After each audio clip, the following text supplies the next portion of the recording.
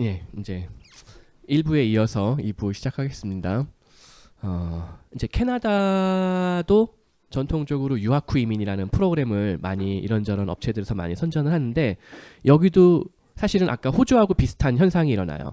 직업학교 레벨이라든가 컬리지 레벨에서는 사실상 유학 후 이민이 가능하지 않아요.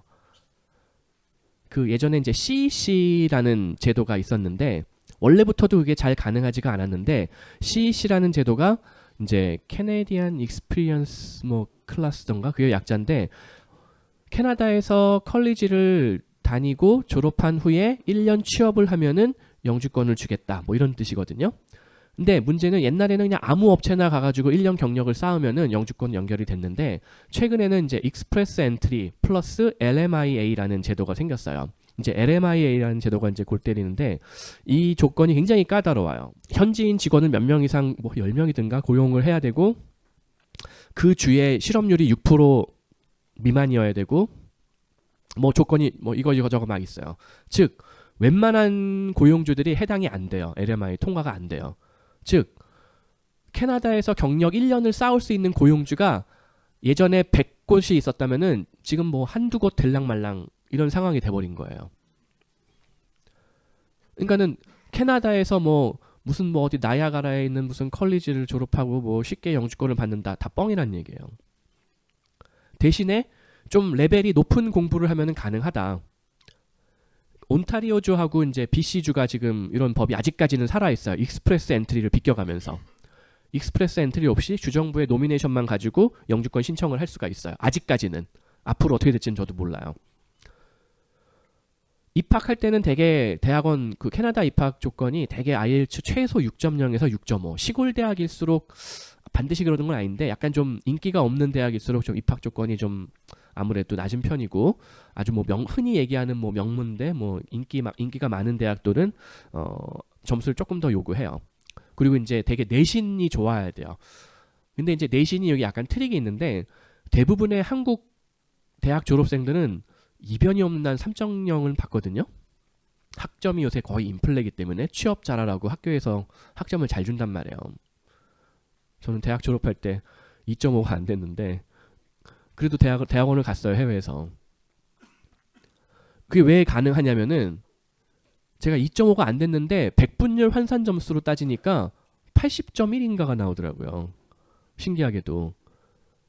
그러니까는 이게 트릭이 있어요. 한국의 학점 제도가 전반적으로 인플레예요. 100분율 환산 점수 하면은 2.5 이 정도 되면은 다 80점 넘어요. 3.0 넘으면은 뭐 한 85점 뭐 이렇게 되고. 근데 해외에서는 일반적으로 호주 같은 경우를 예를 들면은 85% 이상, 100분율 환산 점수 85% 이상을 HD라고 그래요. High Distinction. 이거는 석사를 안 하고 바로 박사를 입학시켜줘요. 학점이 85% 이상이면은. 그 다음에 75점 이상이면은 Distinction. 이 정도면 우등생이라고 그래요. 그 다음에 한 65점 이상이면 크레딧. 맞나? 그 정도. 크레딧 그냥 보통. 그 다음에 패스. 그냥 60점 넘으면은 그냥 학위는 준다 뭐 이런 뜻이에요. 그러니까는 한국에서는 아무리 학점을 죽을 써도 웬만해서 100분율 환산 점수 80점은 내려가는 경우가 없거든요. 그래서 이게 좀 대학원 입학에 약간 유리해요. 내신으로 따지다 보니까. 그리고 이제 IELTS 점수가 이제 많은 분들이 이제 걱정을 하실 텐데, 이게 과연 내가 받을 수 있는 점수인가? 그러니까 IELTS 6.5 정도면은 토플로도 한 80? 이 정도? 80에서 90 사이 정도 받으면 입학을 시켜줄 텐데, 되게 이제 영어 공부, IELTS 기준으로 설명을 드릴게요. IELTS 0.5점을 올리려면은 일반적으로 3개월의 풀타임이 필요하다라고 캠브리지인가 옥스포드인가 그 IELTS 주관하는 사에서 설명을 해줘요. 그럼 3개월의 풀타임 영어 공부를 하면 뭘 의미하느냐? 많은 분들이 그냥 직장 다니다가 학원 가가지고 뭐 한두 시간 수업 들으면은 그게 나 열심히 영어 공부했는데 점수가 안 나와, 이렇게 말하시는 분이 있는데, 그게 아니란 얘기예요. 인간은 하루에 24시간을 쓸 수가 있어요. 재벌 회장이든 노숙자든 똑같아요. 근데 그 중에 8시간은 자야 돼요. 인간이 인간으로서의 어떤 신체적, 정신적 활동을 정상적으로 하려면 8시간 자야 돼요. 자, 그럼 똑같아요. 이제 16시간 남았어요. 그럼 16시간 동안 뭘 해야 되느냐? 한 일반적으로 8시간 동안은 일을 하거나 공부를 하는 거예요. 인간은. 그다음에 나머지 8시간은 리크레이션을 해야 돼요. 그게 아주 인간의 기본적인 삶의 패턴이란 말이에요. 즉 풀타임 공부라 함은 그 8시간에 일하고 공부하는 시간을 영어 학과 공부를 한다 이런 의미예요. 기본적으로. 8시간 영어 수업을 듣든 강의를 듣든 뭐 해야 된다는 얘기예요. 그리고 8시간 쉴 때 그냥 개그 콘서트나 무슨 뭐 이런 거 다운받고 해외에서도 다들 그렇게 하거든요. 저도 그렇게 하지만 뭐 드라마 저희 와이프는 맨날 드라마 다운받고 뭐 이렇게 하는데 그 시간에 영어로 된 뉴스, 영어로 된 영화, 영어로 된 드라마 봐야 돼요. 그다음에 친구들하고 놀러 다닐 때 영어 쓰는 친구들하고 놀러 다녀야 돼요. 그 8시간 동안에. 그게 풀타임 공부다 이 얘기예요. 그거를 3개월 동안 하면 0.5점 오른다고 캠브리지에서 정의를 해줘요. 그리고 좀 더 빡세게 하면은 잘 때도 영어 라디오 틀어놓고 자야 돼요. 저 어렸을 때 그랬어요 진짜로. BBC, CNN 틀어놓고 자요. 그러면은 잠결에 그게 들려요. 잠결에는 집중이 잘 돼요. 그게 뭐 그런 수면부 학습법 뭐 그런 것도 있더라고요 실제로. 내가 가수면상된 상태에서는 영어가 더 잘 들려요 신기하게도. 그 좀 공부해보신 분들은 그런 경험을 하게 되는데 즉 그 정도 공부를 해야지 0.5점을 올릴 수 있다. 그 정도 노력이 좀 필요한 게 뭐 함정이라고 해야 되나 약점이라고 해야 되나 뭐 하여튼 그런 어려움이 있기는 있어요. 그래서 하여튼 되게 입학 조건의 6.0, 6.5는 웬만한 대학 대졸자분들은 다들 제가 시키는 대로 하면 받으시더라고요. 그리고 졸업할 때까지 7.0도 마찬가지예요. 한 2년 정도 일반적으로 대학원을 다니는데 어쩌면 1.5년. 캐나다는 이론적으로 법적으로는 1년 이상의 대학원만 졸업해도 신청을 할 수가 있는데 근데 제가 찾아보니까 1년 이상의 1년짜리 대학원 레벨이 대학원 과정이 없더라고요. 다 1.5년이에요 최소. 대부분 2년이고. 그거는 대학원을 2년 정도 다니면은 뭐 7.0까지 받을 수 있겠죠. 그리고 현재 이민법으로는 나이 무관이에요. 40세가 넘어가도 대학원 졸업해가지고 7.0 받으면은 온타리오주, 오타와나 뭐 토론토나 저쪽에 이제 디트로이트 옆에 붙어 있는 뭐 윈저라든가 뭐 나야가라 폭포 근처 뭐 이런데 가능하다는 얘기예요. 그리고 전공이 무관하다 온타리오 경우에는. BC는 이공계에 좀 한정되어 있어요. 하지만 전공이 무관하다고 해서 무슨 나는 뭐 심리를 배울 거예요. 나는 무슨 뭐 음악 치료를 공부할 거예요. 이런 거는 사실은 이미 1세대가 접근하기 현실적으로 어려운 경우가 많아요. 그래서 일반적으로는 이공계 경상계를 추천을 해드려요. 이민이 목적이 아니라 이민 후에 내 커리어를 이어나가고 현지에서 실질적으로 내가 취업 활동이라든가 창업 활동을 원활하게 수행하기 위해서는. 그리고 이제 대학원을 다니는 동안에도 자녀들 공립학교를 무료로 보낼 수 있다는 장점이 있어요. 캐나다는. 아까 호주는 무료가 아니에요. 주에 따라서 반값 할인해 주는 경우가 있고 100%다 내야 되는 경우가 있어요. 그러니까 자녀가 있는 사람은 호주로 섣불리 대학원이나 뭐 태임 유학 갔다가 그 졸업하기 전에 자금이 다 바닥나는 안 좋은 상황이 벌어질 수도 있어요. 그러면은 정말 고지가 바로 저 앞인데 돈이 다 떨어져서 한국 돌아와야 된단 말이에요. 근데 캐나다는 공립학교를 대학원 다니는 부모를 둔 경우에 아이들이 뭐 3명이든 4명이든 공립학교를 무료로 갈 수가 있다는 거예요. 그리고 이제 학비가 연간 최소 역시 한 2천만 원은 든다 최소. 그리고 또 대학원 레벨을 다닐 경우에 배우자도 역시 풀타임 취업 허가가 가능하다. 그다음에 퀘벡이 항상 연방보다 조금 일반적으로 수월해요.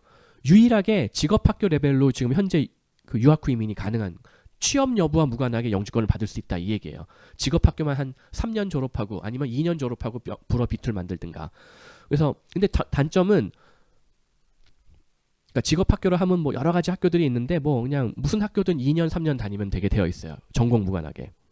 그거는 이제 PEQ라고 해가지고 이게 불어의 약자인데 제가 불어를 못해서 설명을 못 해드리겠네요.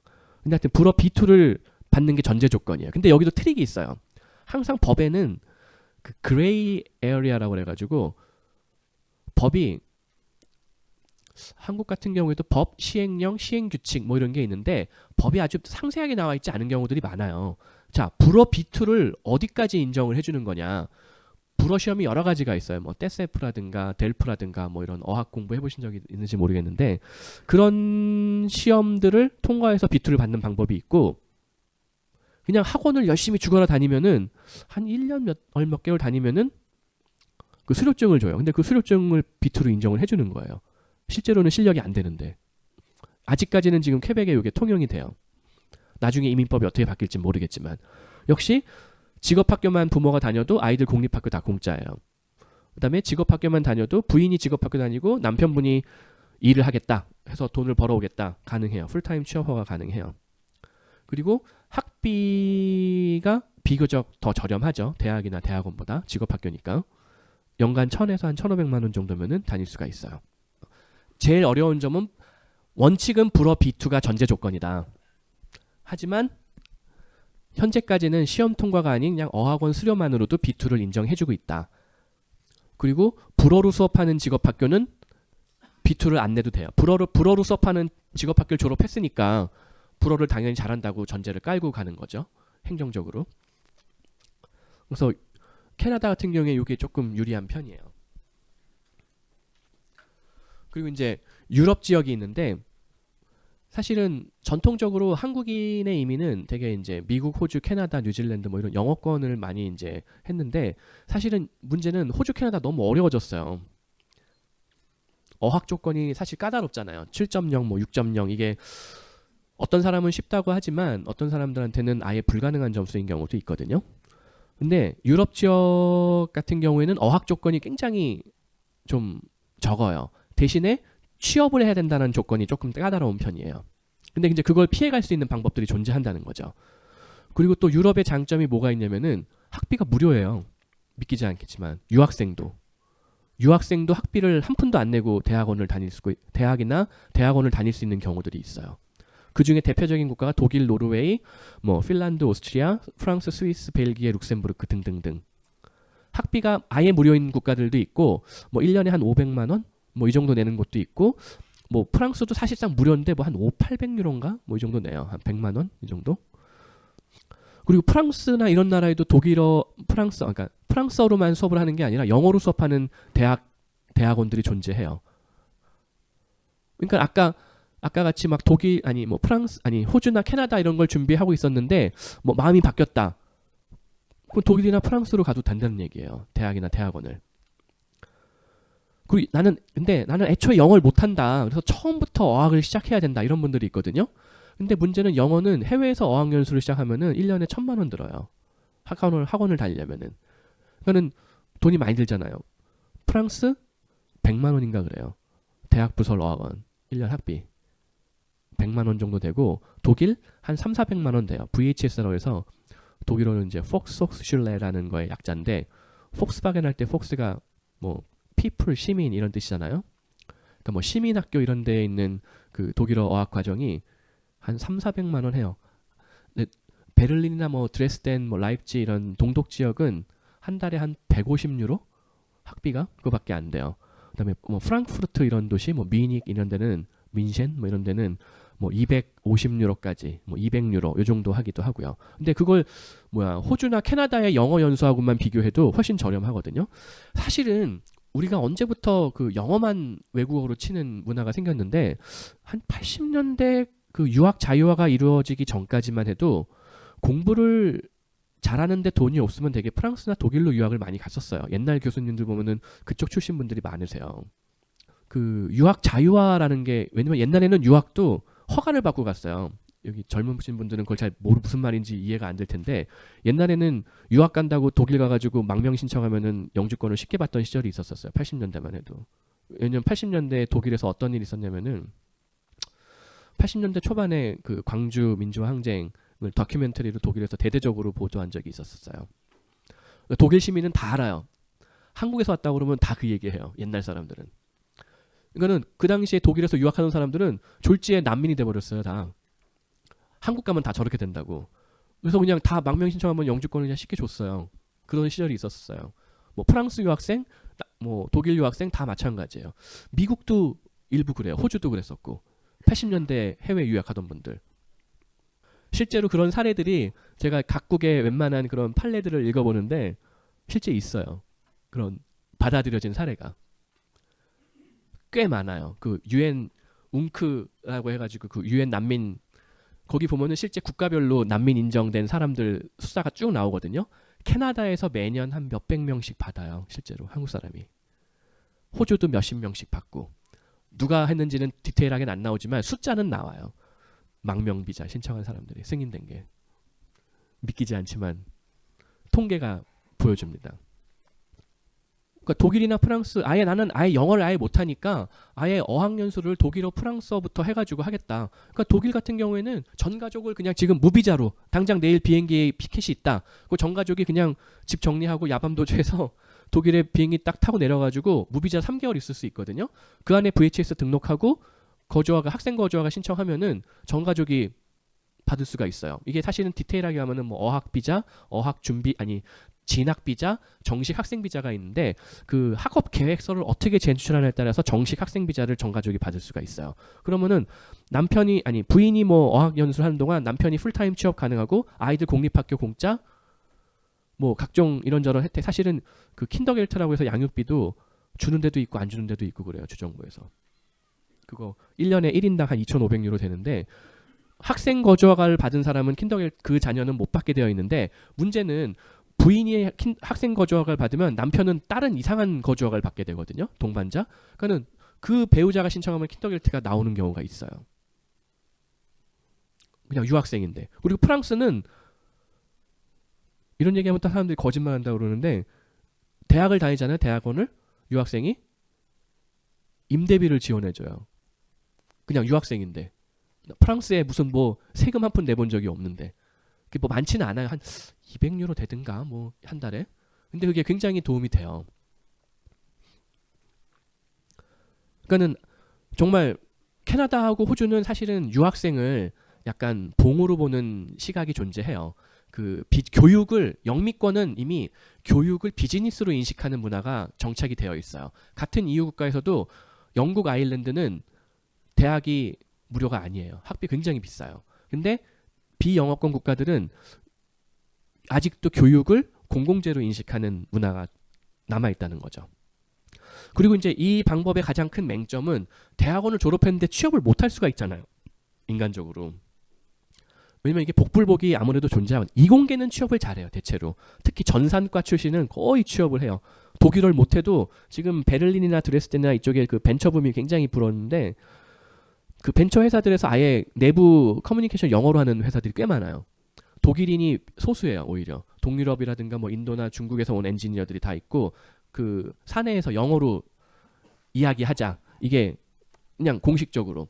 그리고 독일에 굉장히 유명한 전통적인 그런 제약 회사 중에 뭐 바이엘 뭐 이런 회사가 있는데 지금 바이엘 같은 경우에도 사내 커뮤니케이션은 영어로 이렇게 정해져 있어요. 근데 이제 아직 벤츠나 뭐 아우디 같이 좀 더욱 더 보수적인 회사들. 왜냐면 바이엘은 본사가 아마 뒤셀도르프 인근인가 어딘가에 있었고 벤츠는 슈투트가르트, 뭐 아우디도 슈투트가르트였나 모르겠고 하여튼 폴쉐 이런데 그다음에 BMW가 이제 민셴이라고 있는데 민셴이 어떤 특색을 갖고 있는 도시냐면은 히틀러의 본고장이에요. 거기 막 히틀러 암살하던 무슨 뭐 펍도 있고 뭐 그래요. 근데 그 전통이 아직도 바이에른주에 남아 있어요.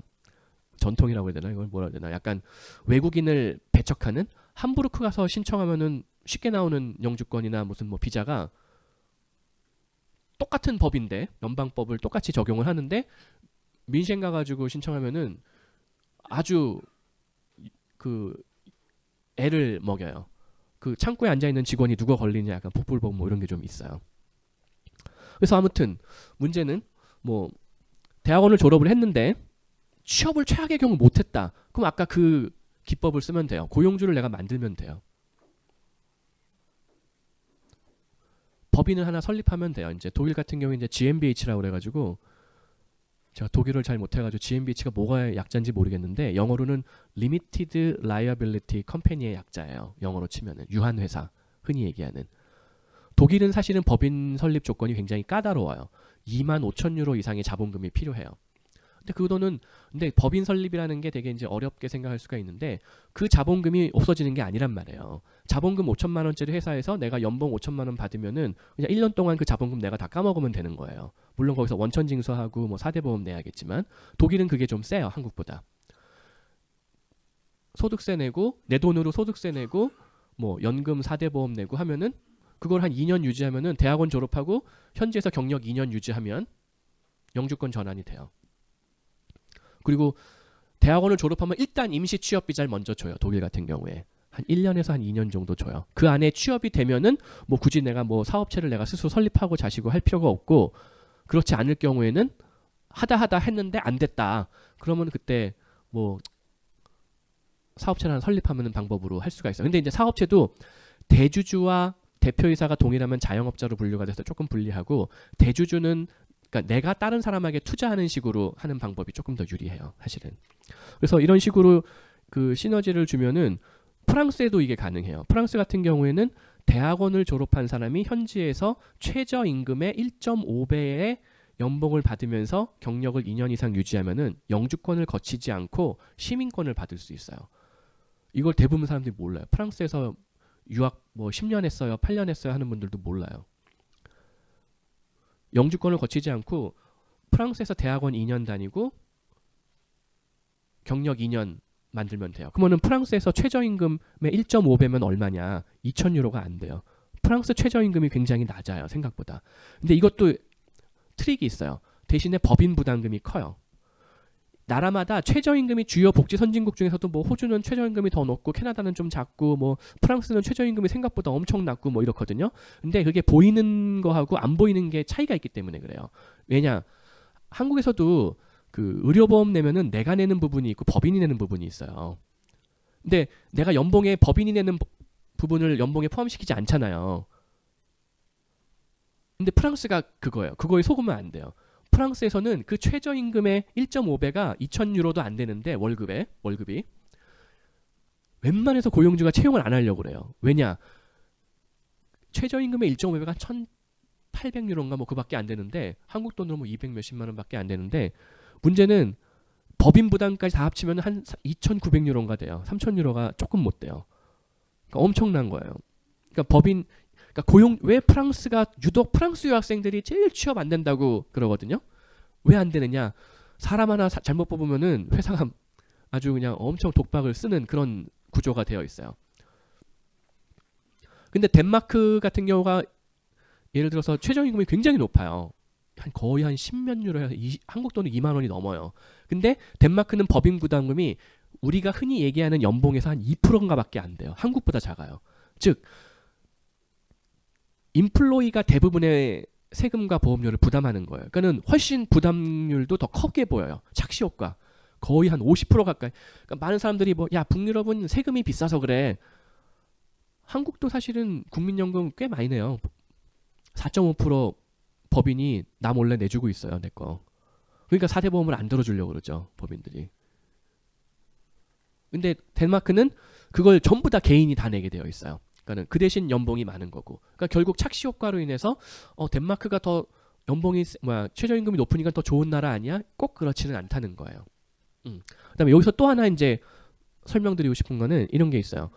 제가 이제 여기 보면은 그 주요 선진국들만 나열을 했는데, EU 국가들 중에서는 아까도 언뜻 언급했지만 불가리아, 루마니아 이런 나라도 있어요. 불가리아, 루마니아는 복지를 아주 막 잘할 정도의 그 재정은 없기 때문에 유학생한테까지 학비를 무료로 해주지는 않아요. 하지만 여전히 싸기는 싸요. 뭐 불가리아에 무슨 뭐 영어로 수업하는 대학이나 대학원들이 꽤 있는데 뭐 그 1년에 학비가 한 2,000에서 3,000유로, 3,000불 뭐 이 정도 안팎으로 진학을 할 수가 있어요. 대신에 생활비가 굉장히 저렴해요.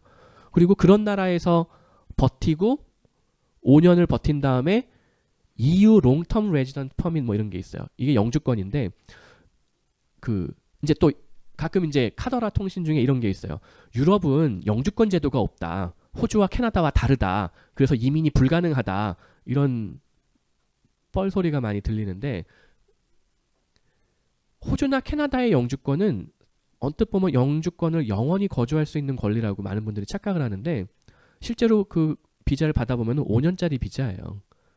출입국은 5년밖에 못 한다는 얘기예요. 5년 후에 그냥 계속 눌러 앉으면 문제가 없지만 그걸로 국경을 출입국을 못 해요. 갱신을 해야 돼요. 그리고 그 5년 중에 2년 이상 거주하지 않으면 소멸될 수가 있어요. 즉 영주권은 생각보다 영주권이 아니에요. 근데 그게 똑같아요. EU에도 그걸 똑같이 만들어서 따라서 했어요. 그걸 이제 표현을 permanent residence라고 하기도 하고, 이제 정식 명칭은 되게 뭐 EC long term resident permit 뭐 이런 식으로 표현을 해요.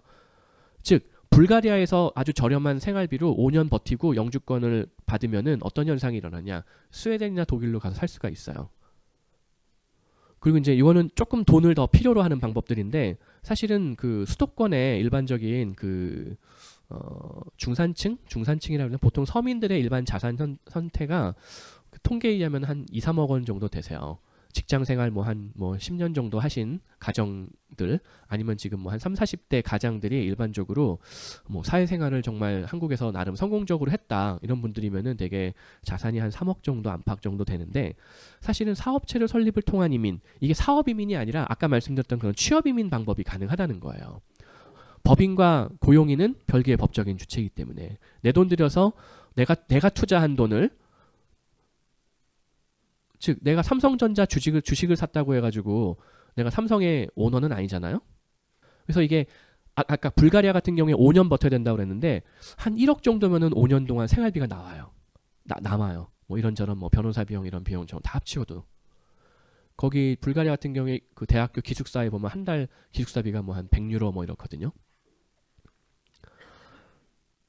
그리고 불가리아에 이제 흑해 연안에 뭐 바르나 이런 도시들이 있는데 그 뉴욕의 맨하탄의 생활비를 100으로 잡았을 때 바르나의 생활비를 한 18 정도 봐요. 즉 미국 뉴욕 시내의 생활비의 5분의 1로 생활할 수 있다 이 얘기예요. 그러니까 그런 나라에서 그냥 정말 무슨 돌을 닦나 생각하고 뭐 5년을 버티면은 EU 국가의 영주권을 취득할 수 있는 거예요.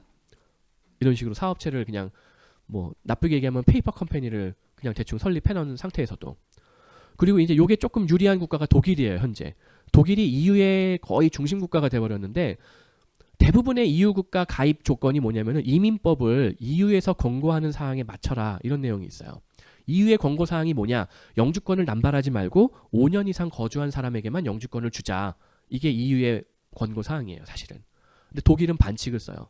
자기네가 제일 지금 분담금도 많고 파워가 세니까 2년 만에 영주권을 받을 수 있는 길이 있어요. 대신에 연봉을 좀 많이 잡아야 돼요. 한 4만 8천 몇백 유로. 거기다가 법인 부담금 하고 하면은 2년 동안 거의 이런저런 비용 다 합치면 2억 정도가 들어요. 그러면은 2억을 돌려서 내가 거기서 연봉 받고 세금 내고 보험료 내고 하는 거죠. 그다음에 조건이 또 하나가 있는데 학사학위, 독일에서 인정되는 학사학위 이상이 있어야 된다. 근데 다행히도 대부분의 한국의 학사학위가 다 인정이 돼요. 이번에는 사이버 대학도 인정이 돼요. 뭐 듣도 보도 못한 무슨 디지털 대학교 뭐 이런 거 다 인정이 돼요. 그거는 그 학교 졸업하고 자금 2억이 있다. 그럼 지금 당장 독일 이민을 신청할 수 있다 이런 얘기예요. 그 2년 후에 이제 조건이 하나 독일 같은 경우에 이제 뭐 독일어 B1 정도를 만들어야 되는데 대개 어학연수 1년 정도 하면 받을 수 있는 실력인데 뭐 그렇게 되고 뭐 노르웨이는 3년을 노르웨이 돈으로 38만 크로나 이 정도를 연봉 받은 기록을 만들면은 또 마찬가지로 영주권 전환이 돼요. 근데 옛날에는 38만 크로나 하면은 한 8천만 원 됐거든요. 근데 지금 어떤 현상이 일어났느냐? EU 경제가 폭망했어요, 지금. 그래서 옛날에 노르웨이 크로나가 1크로나가 한 200원까지 갔었어요. 지금 얼마냐? 한번 스마트폰 찾아보세요. 130 몇 원이래요.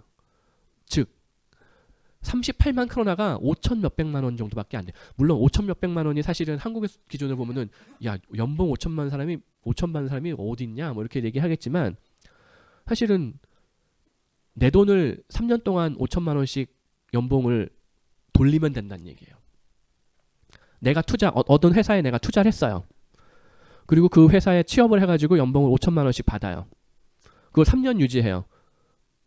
그거는 그다음에 노르웨이어를 A2면은 이제 기초 수준이거든요. 기초 수준의 노르웨이어를 3년 안에 만들면 돼요.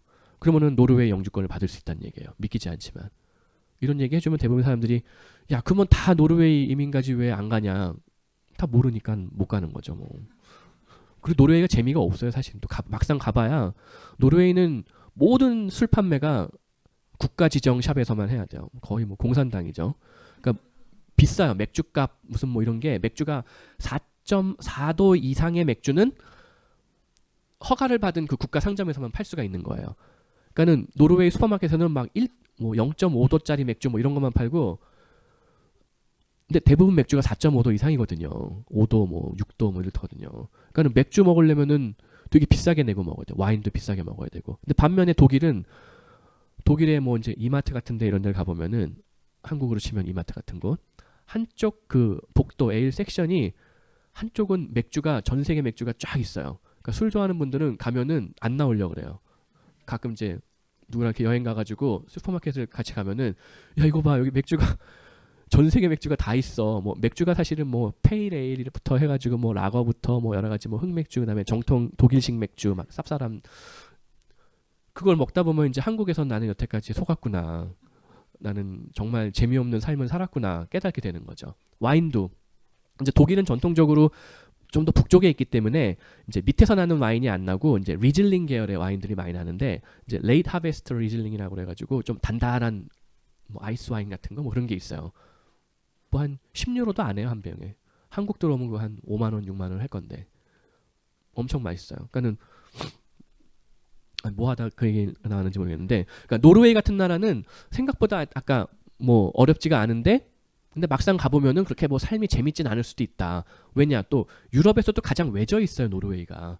노르웨이에서는 육로로 알프스까지 뭐 유럽의 중심지까지 갈 수 있는 방법이 없어요. 노르웨이에서 페리를 차에다가 싣고 타고 덴마크에 내려가지고 차를 타고 또 한참 와서 뭐 함부르크 지나서 뭐 몇 박 며칠을 가야지 갈 수가 있어요. 근데 아까 독일 같은 경우에 슈투트가르트에서 지금 뭐 밖에 눈이 오는지 모르겠는데 눈이 펑펑 와도 고속도로만 인스부르크 옆에 고속도로 넘어가지고 알프스 지나가지고 가면은 이탈리아 베로나까지 반나절이면 가요.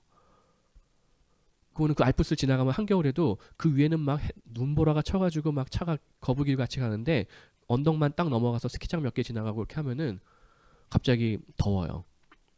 베로나만 가도 굉장히 따뜻해요 겨울에. 뭐 피렌체 가면 말할 것도 없고.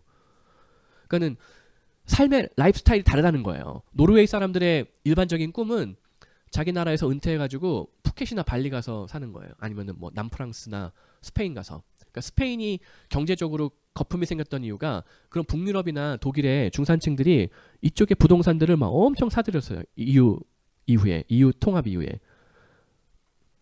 부동산 거래가 EU 간에 좀 더 원활해지고 소유권이라든가 이게 명확해지니까. 그다음에 EU 통합되면서 어떤 화폐의 어떤 통합 같은 게 이루어지면서 이제 그걸로 인해서 좀 어떻게 보면 손해를 본 계기이긴 하죠. 아무튼 그만큼 북유럽의 이민이 생각보다 어렵지는 않지만 한국인의 라이프 스타일에 맞을 것이냐는 또 별개의 문제라는 거예요. 그리고 이런 유의 방법들은 유럽이 조금 더 쉬워요. 유럽은 현재 아직까지는 고용주에 대한 심사, 아까 제가 언뜻 캐나다 같은 경우에 익스프레스 엔트리나 LMIA라는 제도를 통해서 고용주를 별도로 추가 심사한다라는 설명을 드렸는데 아직까지 대부분의 EU 국가는 고용주의 의도가 뭔지, 왜 이 법인의 목적이 뭔지 이거를 뭐 전혀 안 따지는 건 아닌데 호주나 캐나다에 비해서 굉장히 덜 따져요. 그러니까는 이게 뭐 밑도 끝도 없는 페이퍼 컴퍼니라 하더라도 법적으로는 막을 방법이 없다는 거예요. 호주나 캐나다는 그걸 지금 걸러내는 시스템이 훨씬 더 치밀하게 되어 있고 왜냐면 워낙 인도, 중국 뭐 이런 이민자들이 많이 왔었기 때문에 그래서 이런 비슷한 방법을 호주나 캐나다도 여전히 이용할 수는 있지만 되게 EU 국가들에 비해서는 조금 더 어려운 편이에요. 그래서 어느 정도 작은 그다음에 아까 또 EU 국가도 국가마다 학력 조건이 또 별도로 있어요. 독일은 반드시 학사학위가 있어야 돼요. 노르웨이는 최소 전문대학위 이상이 있어야 돼요. 덴마크도 이런 방법이 가능한데 대신에 5년이라는 단점이 있어요. 5년을 유지를 해야 돼요. 법인을 취업 거주 허가를. 거기도 지금 한 5천만 원 정도 연봉을 유지해야 되는데 장점은 학력, 전공, 경력 무관. 그러니까는 무학이어도 된다는 얘기예요. 법적으로 연봉만 맞으면 더 이상 묻지도 따지도 않겠다. 뭐 페이 스케일 뭐 그런 스케일 뭐 스킴 뭐 이런 게 있는데 그러니까 연봉만 몇 정도 맞추면은 뭐 아무것도 안 따질 테니까 와라 뭐 이런 얘기죠. 그리고 이제 업종 얘기가 나와서 사실은 이쪽 나라에서 좋아하는 게 벤처 회사를 되게 좋아해요. 사실은 벤처 회사 창업이 돈이 덜 들까요? 일식집 창업이 돈이 덜 들까요? 벤처 회사가 훨씬 적게 들어요. 벤처 회사는 노트북만 있으면 돼요. 사무실도 그냥 비즈니스 센터에 하나 그냥 책상 하나만 빌리면 돼요. 그 월세 한 싸게 쓰는 데는 뭐 한 200유로 월? 월세 200유로 내고 노트북 하나 있으면은 창업할 수 있어요. 그 벤처에서 뭐 할 거냐? 우리는 뭐 SNS를 이용한 온라인 마케팅을 하고 뭐 블로그 마케팅을 통해서 뭐 너네 나라의 제품을 열심히 팔아줄게. 이렇게 사업 계획서를 거창하게 쓰면 그게 뭐냐? 요새 저희 와이프가 아니라 저희 와이프 아는 그 친구가 제가 호주에 있으니까 거기는 버버리를 싸게 파냐 막 물어봐요. 그래서 뭘 사다 주면 되겠습니까? 했더니 버버리 무슨 패딩 코트를 사달래요. 호주는 패딩 코트를 안 파는데요. 네, 그랬죠. 근데 유럽에는 패딩 코트를 팔 거 아니에요. 근데 그게 한국에서 250만 원짜리 무슨 패딩 코트가 있대요. 난 모르겠는데 그걸 왜 있는지는 모르겠는데 입는 사람들이 존재한단 말이에요. 시장이. 근데 그걸 영국에서 제가 이렇게 한번 서칭해 보니까 얼마냐? 160만 원이에요. 지금 한 EU FTA 돼 있잖아요. 영국은 제가 부가가치세가 얼마인지 모르겠는데 독일 같은 경우에 부가세가 19%거든요. 그 160만 원짜리에다가 배송비 해가지고 나는 뭐 여기다가 마진 안 붙이고 그냥 줄게 해도 19% 부가세 환불값을 받을 수 있어요. 환급. 여기 회계 담당하시는 분들은 무슨 말인지 바로 이해가 되는데 물론 이제 행정적으로 좀 처리가 이게 수출냈다라는 걸 증명을 하고 뭐 해야 되긴 하지만 부가세 19%를 그냥 내 마진으로 가져갈 수 있다는 얘기예요. 그럼 나쁘지 않거든요. 물론 더 붙여도 되고 마진을. 그러니까 그런 류의 구매 대행 비즈니스만 해도 법적으로 아무런 문제가 없다 이 얘기예요. 그 자본이 뭐 들어가요? 이베이에 가끔 제가 알고 보니까 이베이에서 맨날 이렇게 매달 무슨 뭐 그 셀러 뭐 교육하고 뭐 이런 거 있을 거예요. 뭐 지마켓이든 뭐 이런데 그것도 엄연한 온라인 기반의 벤처 비즈니스가 될 수 있다는 얘기예요. 조금 그럴듯하게 사업 계획서를 쓰면. 그러면은 그쪽 사람들은 이게 무슨 대단한 우리나라에서 한국에서 엔지니어가 와가지고 무슨 뭐 페이스북 같은 사업을 하려나 보다 이렇게 생각을 해요. 실제로 한국은 엔지니어가 많으니까 그냥 어디 테라노나 어디 구로동당 가가지고 돌 던지면 다 IT 개발자고 그러거든요. 근데 해외는 가보면은 대학 졸업자가 한 30명? 아니 30%뭐 이렇게 돼요. 덴마크 이런데 대학 졸업자가 전체 인구의 뭐 한 20%? 30%밖에 안 돼요. 그 중에서 전산을 전공한 사람 한 움큼이에요. 없어요. 그러니까는 한국의 이런 뭐 학사학위를 가지고 있으면 일단 거기서 뭐라고 표현하냐면은 이 이민 프로그램들 이런 취업 이민할 때 조건이 뭐냐? highly skilled professional이라 된다고 그래요. 이게 뭐지? 굉장히 막 엄청난 무슨 노벨상 수상자가 가야 되나? 조건을 읽어보면 학사학위가 있어야 될 것. 땡. 학사학위 한국의 사이버 대학 인정. 끝이에요.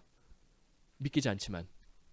그러니까 한국에서 사이버 대학 졸업이 어려워서 힘들어요. 뭐 학비가 비싸서 못 다녀. 이런 사람은 솔직히 없잖아요. 일반적인 뭐 보통의 서민이라면은.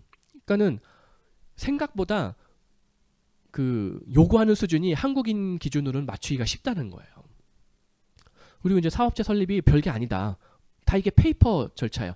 법인을 설립한다 그러면 사람들이 되게 그 겁을 내는데 뭐 공장을 지어야 되나? 아니라는 거예요. 대부분의 법인이 이런 말씀 이게 디스가 아니라 딴지 그룹인가요? 그냥 개인 주식회사 하나예요. 여기 사무실 쪽에 하나 있잖아요. 끝이에요 이거. 제가 알기로 딴 데 사무실 없으실 거예요. 이게 회사 다예요. 뭐 별거 없어요. 옛날에 제가 직장 생활 조금 할 때 아셈타워라는 데 비즈니스 센터에서 근무를 했는데 거기에 구글이 있었어요. 구글 코리아가. 직원 몇 명 있었는지 알아요? 처음 시작할 때? 3명 있었어요. 3명. 사무실 내 구글 코리아 사무실 갔는데 여기 피아노 있는 거 요만큼이에요. 사무실. 비즈니스 센터에. 한 칸. 그거였어요. 자본금 5천만 원. 땡. 그렇게 쉬워요. 법인이라는 게 실체가 없어요. 아니, 실체가 없는 게 아니라 뭐 의도적으로 누군가를 속이기 위해서 페이퍼 컴퍼니를 만들라는 얘기가 아니에요. 지금 오해하시면 안 되는데 법인을 설립한다는 거를 굉장히 이런 얘기하면 네? 공장을 지어야 되나요? 이게 아니란 얘기예요. 법인이라 함은 그 실체는 대부분 페이퍼 쪼가리에 불과하다. 사무실이 반드시 있어야 되는 나라, 독일 같은 경우에는 세무서에서 너네 사무실이 어디냐 막 따지고 그러긴 해요. 그래서 비즈니스 센터에서도 반드시 내 책상이 하나가 있어야 돼요. 그래서 돈 내고 내 책상 하나 놔줘요 거기다가. 프랑스는 필요 없어요. 그냥 주소지만 있으면 돼요. 나라마다 그게 조건이 다 다른데 아무튼 그리고 자본금 독일은 25,000유로라고 그랬잖아요. 그건 25,000유로는 좀 센데 프랑스 1유로예요. 자본금 1유로. 영국 LLC 1유로예요. 자본금 1유로만 있으면 회사를 설립할 수가 있다는 얘기예요. 물론 그걸로 월급을 못 주지만. 그리고 그 법인과 고용계약서 작성하고 그 고용계약서를 들이밀어가지고 임시비자를 받아요. 그럼 나라마다 EU의 나라마다 2년에서 5년 정도 체류하면은 영주권으로 전환을 해줘요. 이제 여기서 가장 어려운 부분이 결국 내 돈으로 세금, 연금, 보험을 낸다는 얘기예요. 그러니까는 돈이 많이 나가죠. 이게 꽤 세단 말이에요. 복지국가의 특징이 세금, 연금, 보험이 세다. 근데 아까 얘기했죠. 독일 같은 경우에 킨더겔트 1인당 자녀 1인당 2,500유로. 다시 돌려받을 수 있어요. 자녀 2명이면 5,000유로 받아요. 자녀 3명이면은 이 7,500유로 받아요. 매년 돌려받는 게. 자녀가 넷이면 믿기지 않지만 10,000유로를 줘요. 나라에서. 아무것도 안 했는데. 제가 애가 셋이거든요.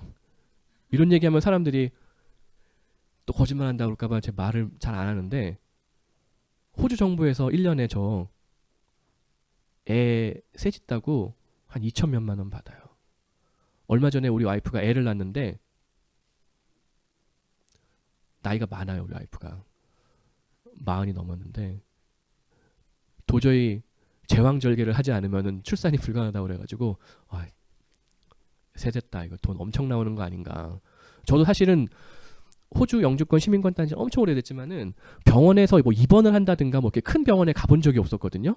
그래서 그때 처음 갔는데 제왕절개 했더니 갔더니 막 의사가 산부인과 의사, 마취과 전문의, 그다음에 또 소아과 전문의가 3명이 와가지고 대기하고 있고 간호사가 막 3~4명씩 있어가지고 우리 하나를 대기하고 있어요. 근데 아마 우리 것만 아니라 몰아가지고 수술하는 것 같아요. 그래서 비용을 다운시키겠죠. 하지만 한국에서 그 정도 인력이 들어오면은 한국에서도 몇백만 원이 나와요. 제가 알기로 제왕절개를 하면은 뭐 미국 이런 데서 하면 한 뭐 2~3만 불씩 깨지고 그래요. 제왕절개 하면은 제왕절개 하고 이제 병실에 있는데 동양인은 또 이게 백인에 비해서 회복 속도가 느리거든요. 이유는 모르겠는데 그러니까는 너무 힘들어고 하니까는 또 우리 와이프가 영어를 잘 못하니까 제가 계속 통역을 해주고 해야 되니까는 1인실로 가라고 그러더라고요.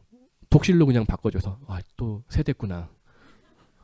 그래서 뭐라고 말도 못하고 그냥 가서 독방에 가서 있었어요. 그거 한 3일 썼는데 뭐 아기가 뭐 황달기가 있는 건데 동양인은 원래 황달기가 좀 더 있다고 그러더라고요. 근데 그걸 얘네들이 잘 몰랐는지 더 있어야 된다고 근데 막 울면서 퇴원시켜달라고 그래서 한 4일인가 있었어요. 막 울진 않고 울상을 지었어요. 그랬더니 알았다고 퇴원시켜준다고. 그러면서 이제 계산을 해야 되는데 약을 이제 뭐 약이 2가지 마취제가 있는데 아주 강한 마취제가 있고 그냥 뭐 파나돌 뭐 파라세타몰 계열의 약한 마취제가 있는데 아주 센 마취제는 한 일주일치 지어줄 테니까 아프면 계속 먹어야 된다고. 저는 배를 찢는 아픔을 느껴본 적이 없어서 그 고통이 얼마나 큰지 모르는데 뭐 우리 와이프 말로는 되게 아프대요. 하여튼 그거 일주일치 받고 약 나왔는데 나갈 때 이제 계산서를 딱 받았어요. 얼마 나왔을 것 같아요? 6불 10센트. 한국 돈으로 6,000원이 안 돼요 지금. 근데 주차비가 23불 나왔어요. 내가 한 1박 2일 동안 차를 안 뺐어요. 대부분의 복지국가들이라고 우리가 흔히 얘기하는 국가들이 되게 이런 시스템을 가지고 있어요. 그러면 자, 내가 의료보험을 여기서 세금, 연금, 보험 낸 게 놀고 먹고 있지 않다는 얘기예요. 의료보험이 다 이런 식으로 적용이 되는 거예요.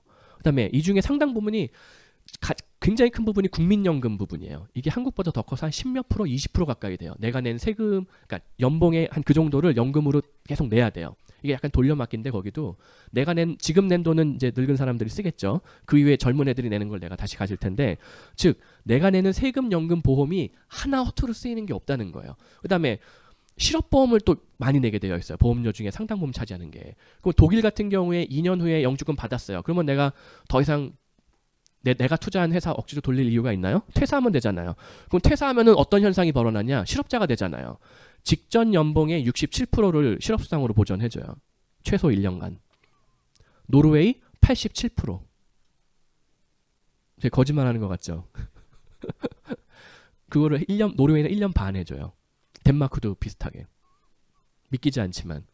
즉 내 돈으로 세금 낸 거 다 돌려받을 수 있다는 얘기예요. 그러니까는 돈이 없는 사람한테는 뭐 이게 아무런 의미가 없는 정보인데 어느 정도 자산이 한 2, 3억 정도 돌릴 수 있는 분들한테는 이런 얘기 해주면 또 거꾸로 말도 안 되는 그렇게 쉬운 좋은 방법이 있는데 그러면 다 덴마크 노르웨이 이민 갔지 왜 사람들이 안 가고 있냐고 뭐 이렇게 저한테 반문을 해요. 그러게요. 저도 모르겠어요. 모르니까 못 가죠. 그리고 이제 이거는 약간 필살기인데 아까도 제가 언뜻 말씀드렸지만은 실제로 대부분의 국가들의 이민자의 매년 받아들이는 이민자 통계의 반은 결혼 이민이에요. 근데 그 결혼 이민이 유럽 사람들은 결혼 잘 안 해요. 사실 한국 남자들은 프로포즈 막 요새 막 웬만큼 준비 안 해가지고는 프로포즈도 못 하잖아요. 그거 외국 여자 아무나 붙잡고 그렇게 하잖아요. 울근불근 난리 나요. 진짜로. 왜냐면은 결혼 프로포즈라는 게 그러니까 결혼이라는 걸 잘 안 해요. 유럽 사람들은. 뭐 캐나다, 호주 사람들도 대체로 결혼을 안 하고 정말 해봐야 시빌 유니언 정도 해요. 동거 등록. 근데 사실 시빌 유니언은 어디서 나온 제도냐면은 동성인 커플이 등록이 안 되잖아요. 예전에는 요즘에는 그걸 다 해주는데 예전에는 결혼 등록이 안 됐단 말이에요. 그러니까는 동성 커플이 법적으로 차별받는 거를 걱정을 해서 너무나 나라에서 정말 소외받는 계층까지 다 생각을 해주는 거죠. 동성 커플이 법적으로 불이익을 받는 거를 막아주기 위해서 시빌 유니언이라는 제도를 만든 거예요. 근데 그거를 그 법에 꼭 동성이어야 된다는 얘기가 없단 말이에요. 그러니까는 그냥 일반인도 그러니까 일반인이 되게 이상한데 그냥 이성관계도 시빌 유니언 등록이 되는 거예요. 그러니까는 나는 호적을 더럽히기 싫다 뭐 이런 분들 있잖아요. 그러니까 동거만 해도 영주권을 신청할 수 있어요. 대개 한 2년 동거하면 영주권이 나와요. 보통의 한국인이 어느 정도 자기 관리를 하고 했다라면은 웬만한 서양 여성하고 결혼하는 게 가능해요. 그럼 불가리아 여성하고 결혼해가지고 2년 버티면 불가리아 시민권을 받을 수가 있어요. 5년까지 필요가 없어요. 불가리아 시민권을 받는 순간 시민권 안 받아도 돼요. 내 배우자가 EU의 시민권자면은 그 다음부터는 스웨덴이든 독일이든 어디든 가서 살 수가 있어요. 그다음에 아까 얘기했었던 몇몇 그 유학생들한테 학비 공짜로 해주는 국가들 이외의 국가에 가서도 대학원 학비가 공짜가 돼요. 덴마크 뭐 스웨덴 이런 데는 아직이 아니라 이미 그 유학생들 학비 지원을 폐지했거든요. 그러니까 덴마크 스웨덴도 가서 공짜로 공부할 수 있는 기회들이 생긴다는 거예요. 부인만 EU 시민권자면 바이스 벌사 여자도 마찬가지란 얘기예요. 그다음에 이제 요거는 그 약간 좀 이제 엘리트 나름 나는 이제 공부에 소질이 있다. 이런 분들한테 좀 권해드리는 방법인데 이것도 마찬가지 동유럽이나 이제 뭐 남유럽 쪽에 이런 학교들이 좀 있는데 영어로 수업하는 의대나 치대들이 있어요. 나는 꼭 해외에서 의사가 되고 싶다 이런 분들이 있거든요. 그런 분들한테 해당이 돼요. 영어로 수업하는 치대나 의대가 있어서 학비도 비싸지가 않아요. 한 1,000만 원 정도 영어로 수업하고 문제는 불가리아에서 딴 EU 불가리아 의사 자격증이나 헝가리에서 딴 의사 자격증이나 EU 다 통용이 돼요. 선 자격증을 전환해주고 그 다음에 독일어 배워라 이렇게 해줘요. 한국인 의사 자격증을 가지고 독일 가서 의사하려면은 독일어를 먼저 배워서 일정 기간 만든 다음에 인턴도 하고 한 다음에 자격증을 바꿔줄까 말까 심사를 해요. 그러니까 이게 어려워요. 현실적으로 장벽이 있어요. 하지만 헝가리 의사 자격증을 가진 사람은 독일로 그냥 바로 가가지고 일단 자격증을 부분 인정으로 수합을 할 수가 있어요. 그리고 나서 독일어를 배우고 인턴하면서 취업을 하고 이민을 할 수가 있는 거예요. 그래서 뭐 이런 나는 되게 한국에서 뭐 그 요새도 그게 있는지 모르겠는데 뭐 치의학 대학원 이거 다시 없어졌다고 그러나 모르겠는데 그런 거 준비하시는 분들한테 차라리 한국에서 그 공부하고 할 돈이면은 뭐 해외에서 의대나 치대를 공부하는 것도 한번 해볼 만하다. 그리고 또 하나 이제 꼭 선진국으로의 삶이 행복을 보장하느냐 그건 아니에요. 저도 뭐 호주에 살고 있지만 괴로울 때 되게 많아요. 와이프가 바가지도 많이 긁고 뭐 그냥 심심할 때도 있고 어떨 때 괴롭더라. 얼른 생각은 안 나네. 별로 괴로울 때가 없네요 생각보다. 와이프가 바가지 긁는 거 외에는. 근데 개발도상국에서의 삶이 어떤가? 여기 개발도상국 뭐 인도네시아나 뭐 이런 뭐 베트남이나 이런 데서 살아보신 분이 있는지 모르겠는데 굉장히 럭셔리하게 살아요. 가정부 한 둘, 셋 두고 살고 뭐 가정부 월급이 얼마냐 인도네시아에서 한 10만 원 해요. 한국 돈으로. 그럼 가정부 둘도 20만 원, 30만 원. 솔직히 한국 요새 일반적인 소비 패턴을 봤을 때 돈도 아니잖아요. 그리고 또 이제 그것도 자카르타 같은 도시가 그 정도고, 이제 뭐 인도네시아에도 뭐 발리, 롬복, 발리는 이제 관광객이 많고 롬복은 좀 덜한데 지금은 조금 더 올랐을지 모르겠는데, 그 롬복에서 김밥 사 먹으면은 한국 분이 하는 식당에 가서 김밥 사 먹으면 얼마냐면은 한국 돈으로 한 김밥 몇 줄 사 먹으면 5만 원 내라고 그래요. 그래도 어떻게 해요? 애들이 김밥 먹고 싶다는데 사줘야 될 거 아니에요. 근데 거기 일하는 아가씨 월급이 5만 원이에요. 믿기지 않지만. 동유럽 EU 국가, 아까 말씀드렸죠. EU 국가인데도, 불가리아인데도 월급이 한 30만 원, 40만 원 해요. 러시아 CIS 국가, 우크라이나 뭐 이런데, 뭐 몰도바, 벨라루스, 싱글 남성분한테 제가 많이 추천드리는데, 마찬가지 거의 20대 초반 여성이 취업한 경우가 없어요. 벨라루스 대표적인 독재 국가인데, 우크라이나도 뭐 조금 낮았긴 하지만, 그리고 뭐 중남미도 마찬가지. 중남미 뭐 파라과이 이런데 5,000불만 예치면 영주권 바로 줘요. 뭐 그 절차가 좀 생각보다 쉽지는 않은데, 기본 조건이 5,000불, 5천만 원이 아니라 5,000불을 그냥 그 나라 어떤 그 허가받은 은행에 예치를 해놓으면은 영주권을 줘요. 아프리카 남아공 같은 데에도 굉장히 생활비가 저렴해요. 그 기후는 호주급인데. 그래서 선진국에서 경험할 수 없는 라이프스타일이 가능해요. 뭐 인도네시아 자카르타 가면 교민이 몇 명 있을 것 같아요? 한국 교민이 한 3,000명 있을 것 같죠? 5만 명 있어요 지금. 그분들이 한 번 가면은 한국을 잘 못 돌아요. 왜냐면은 일단 부인분들이 손에 물을 안 묻히고 살아요. 되게 설거지하는 부엌에서 일하는 가정부 따로 있고, 조금 이제 사는 집은 청소하는 가정부 따로 있고, 애가 있는 집은 애 보는 가정부가 따로 있어요. 그 운전기사 한 둘씩 있는 집도 있고, 차를 2대를 써야 되면 대중교통이 너무 안 좋으니까 엄마 차, 아빠 차 따로 있어요. 근데 차값은 좀 비싸요. 이런 나라들 또 엉뚱하게. 근데 이제 운전기사 월급 30만 원. 그래서 인도네시아 가서 교민들하고 얘기해 보면은, 아우 인도네시아 살 곳이 안 돼 막 이렇게 얘기해요. 너네 가정부 관리하는 게 얼마나 힘든 줄 알아? 뭐 실제 속을 많이 썩여요 실제로도. 그리고 뭐 운전기사가 뭐 말을 안 듣는다느니 뭐 그런 고민을 갖고 살아요. 그래서 선진국으로의 이민만 사실 또 정답이 아닐 수도 있다는 거예요. 그리고 대부분의 이런 나라들은 이민법이 선진국보다는 조금 수월한 편이에요. 어느 정도의 한국에서 보통 사람의 자산으로 가가지고 굉장히 좀 럭셔리한 라이프를 실제로 즐길 수가 있어요. 근데 그 중에서 일반적으로 저는 뭐 필리핀 이런 나라는 지금 이미 그게 많이 초반에 알려져가지고 사람들이 많이 갔지만 오히려 역효과를 내고 있고 있는데, 필리핀은 저는 오히려 비추고, 그 이외에 나머지 뭐 라오스, 베트남, 뭐 인도네시아 이런 데 안 알려진 굉장히 좋은 국가들이 있어요. 이제 사실 이제 2시간이 다 끝났는데요. 이제 Q&A 세션을 하도록 하겠습니다. 적응 실패 사례에 대해서 하나 설명을 드리면요. 대개 적응에 실패하는 경우가 귀가 얇은 분들이 적응 실패를 많이 해요. 뭐 일식집이 잘 된대 해서 일식집을 했다가 안 되거나, 뭐 아니면 다시 무슨 뭐 용접을 배우면은 이민이 쉽대 또 일로 갔다가, 그러니까는 아까 얘기했던 무슨 카더라 통신 이런 거를 좀 잘 믿는 분들이 실패 확률이 높아요.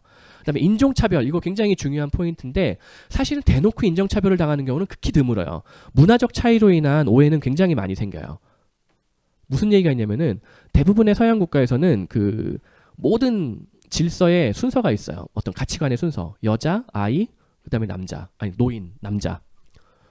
성인 남자는 무조건 모든 걸 뒤에 가서 해야 돼요. 근데 한국 사람들은 엘리베이터 탈 때 문이 열리면은 안에 있는 사람이 내리지도 않았는데 막 들어가요. 저 해외 생활 10년 넘게 했는데, 16년 넘게, 뭐 18년 이 정도 됐는데 아직도 그걸 또 머릿속은 알거든요. 근데 엘리베이터가 열리면은 나도 모르게 가고 있어요. 안에 사람이 안 내렸는데. 그거는 상대방의 인상을 딱 쓰죠.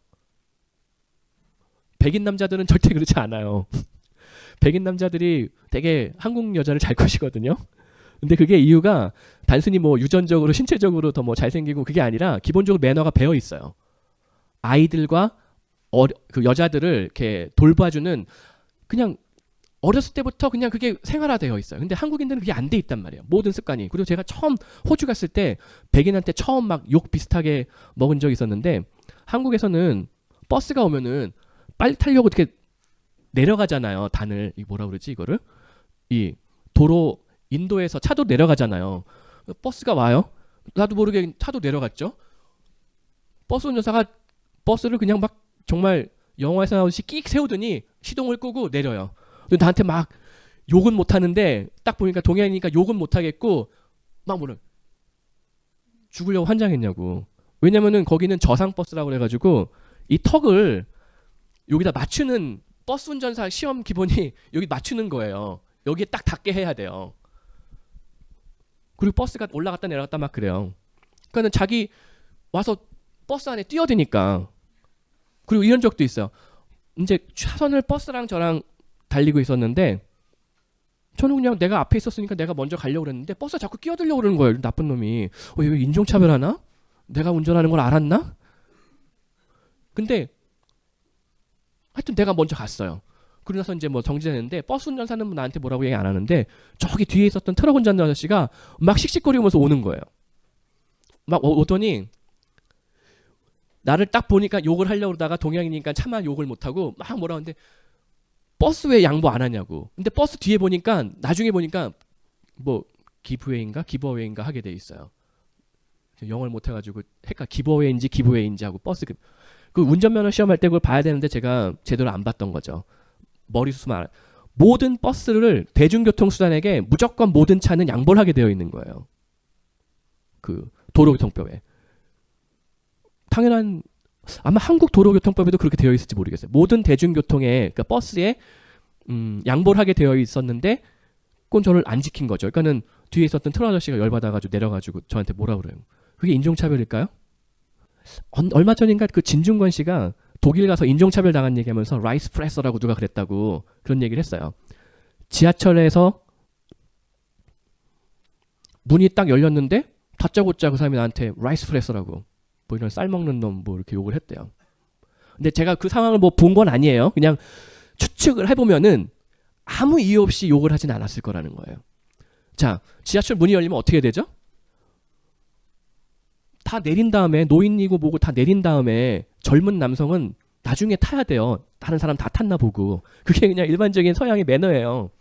뭐 누가 그렇게 가르쳐준 사람은 별로 없는 것 같은데 다 그렇게 해요. 왜 그런지 모르겠는데. 근데 그 진중권 씨가 거기서 노인네가 욕을 했다고 그랬거든요. 그러니까 노인네가 있는데 앞에 딱 가로막고 있으니까 얜 뭐지? 그랬겠죠. 아마도 혹시 이제 추측하기에 뭐 제가 그 사람의 뭐 속을 그 노인네분의 속을 들여다본 적은 없어요. 그러니까는 대부분의 인종차별이라는 게 이런 데서 나타나는 경우가 90% 이상이에요. 문화적인 차이, 매너의 차이. 실업수당 일반적으로 해외에서 실업수당을 할 때는 기본적으로 구직 활동을 어느 정도 요구하기는 해요. 아예 요구하진 않고 되게 이제 그 고용지원센터 같은 데서 계속 이제 그 이력서를 나 대신 내주고 뭐 매칭을 해줘요. 그래서 채용되면 좋고 안 되면 실업수당 받는 거예요. 그래서 옛날에 호주 같은 경우에는 그런 게 있어서 그게 점수화해가지고 뭐 몇 년 동안 실업을 하면은 공무원 채용할 때 뭐 점수를 가산점을 주나 뭐 그래가지고 실업수당 많이 받는 사람은 공무원 채용된다고 뭐 그러던 시절이 있었어요. 그러니까는 실업수당을 많이 받으면은 그거 주기 싫어가지고 어떻게 해서든 이렇게 채용을 막 연결을 해줘요. 대부분의 선진국가들은 좀 그런 시스템이 좀 잘 돼 있어요. 그리고 뭐 양육수당 이런 것들은 영주권이 아니라 임시 거주 허가 상태에서도 계속 받을 수가 있어요. 직업이 있건 없건. 학생 거주학 할 때는 사실 원칙적으로 못 받는 건데 아까 얘기했듯이 약간 그 주정부에 따라서 심사하는 사람에 따라서 주는 경우도 있다. 근데 그럴 때 좀 더 확실하게 받으려면은 그 배우자가 일을 하고 있는 상태면 더 좋죠. 그다음에 언제쯤 이민 가야 딸에게 좋을까요? 이런 질문을 제가 많이 받는데 사실은 그냥 빨리 갈수록 제일 좋아요. 사실은. 저 같은 경우에는 저희 첫째, 둘째는 한국에서 출산을 했어요. 셋째는 이제 호주에서 출산을 했고. 근데 첫째가 이제 말을 배우기 시작하고 유치원 들어가기 시작할 때가 되니까는 일단 한국에서 유치원 보내는 비용이 많이 들고 그다음에 뭐 어디 용인 뭐 이런 데 변두리 살았는데도 동네에서 좀 좋다는 유치원 가니까 한 달에 50만 원이래요. 아 그래 이 정도는 내가 우리 딸을 위해서 희생할 수 있어. 근데 무슨 그거는 기본 요금이었던 거야 알고 보니까. 거기다가 뭐 특별활동 하니까 한 달에 한 100만 원 내려. 내가 대학 다닐 때도 한 100만 원 내고 학교 다녔는데 어떻게 1000만 원을 내고 유치원을 다니냐. 그건 있을 수가 없다. 이제 더 이상 한국에서 애들을 키울 수가 없으니 호주로 가자. 그러니까 되게 아이가 가급적이면은 어릴 때 가는 게 유리하고 특히 제일 중요한 시점이 있는데 만 12세 언어학적으로 만 12세를 전후로 원어민이 되느냐 원어민이 못 되느냐가 나눠져요. 일반적으로. 만 12세 이전에 외국어를 배운 사람은 그 언어의 원어민이 될 수가 있어요. 바이링구얼이 완벽하게 될 수가 있는데 만 12세가 넘어가면은 뭐 변호사나 의사 같은 전문직을 딸 수는 있지만 전문직에 종사할 수 있을 정도의 어학 실력을 현지에서 키울 수는 있지만은 원어민이 되지는 못한다. 일반적으로. 그래서 마지노선이 만 12세 이전에 가는 게 좀 유리하지 않을까. 만 12세 이후에 갈 경우에는 아이들의 적응이 훨씬 더 어려워질 것이다. 불가능한 건 아니에요. 그다음에 뭐 캐나다 퀘벡 같은 경우에 이사를 거주지를 변경 원칙은 아니에요. 퀘벡에서 영주권을 받았으면은 시민권 받을 때까지 한 4년 걸리는데 4년 후 시민권 확정될 때까지는 원칙적으로 퀘벡에 거주하는 게 맞아요. 근데 이제 뭐 한국 위장 전입처럼 외국도 그게 사실 있어요. 위장 주소, 뭐 위장 주민등록, 학교 때문에 뭐 그런 경우도 있기는 있고. 근데 뭐 내가 퀘벡에 주소지를 두고 있는데 어디 뭐 저기 어디 뭐 밴쿠버에 뭐 장기간 체류했다. 누가 잡으러 올 거예요? 그건 아니란 말이에요. 하지만 원칙을 지키는 게 사실 주정부에 대한 의리다. 주정부에서 나를 영주권을 줬으면은 거기에 세금도 내고 거기서 애들도 교육시켜가지고 뭐 그리고 실제 영어하고 불어를 바이링구얼로 배웠을 경우에 그 사람의 인생의 라이프스타일 어떤 세상을 보는 눈과 영어만 할 줄 아는 사람의 세상을 보는 눈 또 달라요. 되게 이제 미국 교포 자녀들 중에 생각보다 레드넥 같은 정서를 가지고 있는 사람들이 있어요. 그게 무슨 말이냐면은 미국 남부에 미국 중심의 어떤 백인 중심의 그런 사고방식이 있어요. 언젠가 한번 제가 덴마크 대사랑 어떻게 뭐 하는 게 있었는데 캐나다에서 온 교포가 무슨 뭐 이렇게 이거 CPR 뭐 교육을 하고 있었는데 덴마크 사람 이름이 되게 좀 어렵거든요. 읽기가. 그럼 막 그 캐나다 백인 아니 한국 교포인데 자기는 이름이 뭐 데이빗 뭐 이런 거죠. 뭐 데이빗 킴 뭐 이런 거. 근데 독일 사람 아니 그 덴마크 대사 이름이 되게 어려웠어. 난 뭐 아직도 못 읽어요. 그러니까 막 웃으면서 너 이름이 되게 웃기다고. 어이가 없어가지고. 그러니까는 영어만 할 줄 아는 사람은 생각보다 프랑스어를 쓰는 세계가 따로 존재하고 독일어를 쓰는 세계가 따로 존재하고 스페인어를 쓰는 세계가 따로 존재한다는 거를 받아들이질 못해요. 본능적으로. 그러니까 그냥 살아오면서 프랑스는 프랑스에서만 쓰는 게 아니에요. 프랑스어는 프랑스, 퀘벡, 벨지움, 룩셈부르크, 스위스에서 써요. 그 이외에 저쪽에 중남미에도 무슨 프랑스어를 쓰는 나라가 하나가 있어요. 내가 얼른 기억이 안 나는데 이름. 그다음에 기타 아프리카 쪽에 프랑스어 쓰는 나라 많고 남태평양에도 프랑스 식민지들이 꽤 있어요. 독일어, 독일, 오스트리아, 스위스 세 군데서 써요. 독일은 아쉽게도 2차 세계대전을 패한 다음에 뭐 이렇게 독일어가 많이 퍼지질 못했어요. 그래도 독일 인구만 8천만이 넘어요. 유럽에서 8천만 인구 있는 나라가 별로 없어요. 그리고 독일을 유럽 구글 지도 한번 딱 펴보세요. 반이 독일이에요. 유럽의 대부분의 땅덩이가 독일이야. 독일하고 프랑스예요. 그리고 스페인어, 중남미가 다 스페인어예요. 그런 세계를 그리고 실제 미국에 가보면은 미국의 백화점 가보면은 영어로 세일하고 밑에 뭐라고 써있냐면 살디 뭐 이렇게 써 있어요. 이거 어떻게 읽는지 모르겠는데 그게 스페인어예요. 항상 이중 언어를 쓰게 되어 있어요. 왜냐면은 세일하면은 이게 세일하는지 못하는지 그 히스패닉 계열의 미국 영주권자 시민권자들이 모르나 봐요. 항상 이중 언어를 쓰더라고요. 그래서 그 얘기 왜 나왔냐. 퀘벡 같은 경우에 영어와 불어를 동시에 배울 수 있다는 거는 사실 굉장한 아이에게 장점이다. 그다음에 이제 일반적으로 경영학 출신 중에서도 조금 더 유리한 게 뭐냐. 되게 회계 재무 이런 쪽이 좀 더 유리해요. 마케팅. 자, 동양인이 이민자가 공부를 해가지고 현지인의 정서를 뚫어서 어떤 마케팅 프로젝트를 진행하겠다. 쉽지 않아요.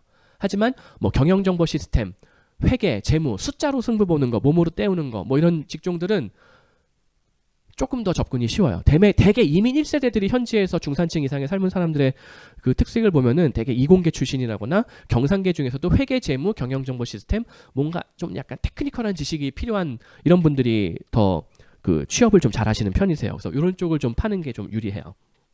한국 사람들이 한국에서는 누가 인터넷에 언뜻 봤는데 디버플랜드라고 설명하더라고요. 게임 좋아하시는 분들은 그거 이해하는데 버프를 받으면 막 내가 힘이 나는데 디버프는 D니까 반대말이잖아요. 한국에서는 내가 모래주머니를 한 3개씩 차고 일하는 것 같아요. 왠지. 그리고 여기서 막 트레이닝 돼가지고 어디 호주나 캐나다 가면은 막노동 하면은 막 날라다녀요. 타일을 막 호주 사람들 1시간에 한 3개 붙일 때 한국 사람 한 10개씩 붙여요. 진짜로 거짓말이 아니야. 근데 타일 개수당 받거든요, 돈을. 진짜예요. 이게 농담이 아니에요. 왜냐면은 이게 또 신체적 특징도 있는데 한국인은 몽골로이기 때문에 쭈그려 앉을 수가 있어요. 백인은 쭈그리고 앉질 못해요. 타일 붙일 때 무릎을 꿇고 붙여요. 그거 보셨는지 모르겠는데 되게 어색해요. 그러니까는 타일을 붙이는 속도가 굉장히 낮아요. 늦어요. 근데 한국인은 너무 잘해요. 그리고 한국에서 워낙 단련돼 있어요. 모래주머니 한 3개씩 달고 생활했던 거란 말이에요. 한국에서 디버프랜드에서. 그러니까는 해외 가면은 더 좀 잘 적응하는 일종의 슈퍼맨이 되는, 크리톤 행성의 슈퍼맨이 지구 와서 슈퍼맨이 되듯이 한국에서는 별 볼일 없던 사람이 해외 가가지고 막노동 해가지고 뭐 돈을 얼마 모았어요. 뭐 이런 사례가 실제 있어요. 이 꼭 이민 가라고 얘기하는 게 아니라 그런 사례들이 실제 있어요. 외국에 좀 살아보신 분들은 그런 사람들 보신 분들이 있을 거예요. 하여튼 오늘 날도 춥고 뭐 거의 첫눈 비슷하게 내렸던 것 같은데 이 힘든 빙판길을 뚫고 다들 많이들 참석해 주셔서 감사하고, 하여튼 돌아가는 길에 무사히 잘 돌아가시고 또 뭐 계획하시는 뭐 유학이든 이민이든 뭐 취업이든 내 커리어 개발이든 다 잘 될 수 있기를 바랍니다. 감사합니다.